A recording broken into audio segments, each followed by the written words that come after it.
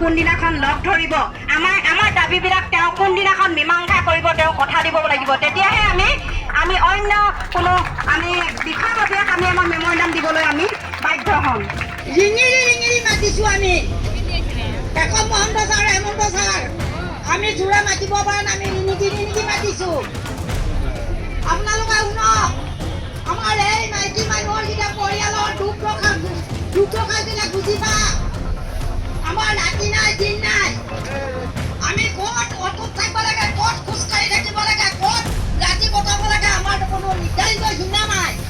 আমি আসলে জানি না আমাদের অসুবিধা ভাষা জানতে আপনাদের বলছি যদি আপনারা বুঝতে পারতেন কোনো মূল্য নেই 24 ঘন্টা আমাদের ডিউটি করতে হয় আমাদের আমার পায়ে ব্যথা আমার জোরে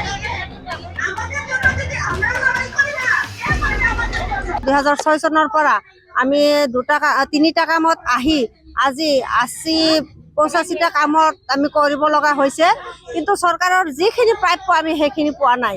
সেইকাৰণে আমি দুখত আজি ছোৱালীখিনি ওলাই আহিছোঁ আমাক যেনেকৈ 24 ঘণ্টা খটাই আছে কিন্তু আমাক কোৱা হিচাপে একো আমাক দিয়া নাই যিও আমাক 1000 টকা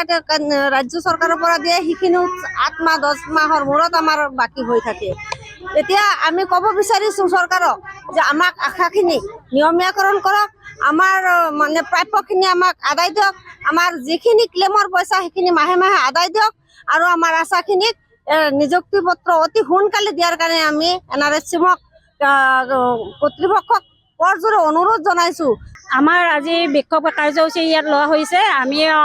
অল অসমৰ গোটেই জিলাৰ আমি ইয়াতে আশা লগ হৈছোঁ আমাৰ ইয়াতে নহয় আমাৰ ৰাজ্য সৰ্বভাৰতীয় হিচাপে আমাৰ এই বিক্ষোভ কাৰ্যসূচী লোৱা হৈছে আমাৰ দাবী চলি আহিছে আমাৰ কি চৰকাৰৰ নিয়মীয়াকৰণ কৰাৰ দাবী এটা আমাৰ চলি আহিছে আমি যিহেতুকে আজি 2006 চনৰ পৰা কাম কৰি আহি আছোঁ কিন্তু তেখেতসকলে আমাক যি 2006 চনত টকা দিছিল আমাক মাননি সেই মাননি আমাৰ তেনেকৈ আছে আজিলৈ কোনো বৃদ্ধি কৰা নাই কিন্তু বস্তুৰ মূল্য দিনে দিনে বৃদ্ধি হৈ গৈ আছে সেইকাৰণে তেখেতসকলক আমি অনুৰোধ জনাইছোঁ আমাৰ মাননিৰ সলনি মজুৰি প্ৰদান কৰক আমি মাননিৰ যোগ্য হৈ থকা নাই আমাৰ মাননি কিয়ক দিয়ে যাই মানে আমাৰ আগৰ গাঁৱৰ দিনত মানে যাই বেজালি কৰিছিল অজা কৰিছিল তেখেতসকলক মাননি দিয়ে আমিতো স্বাস্থ্য বিভাগৰ একদম মানে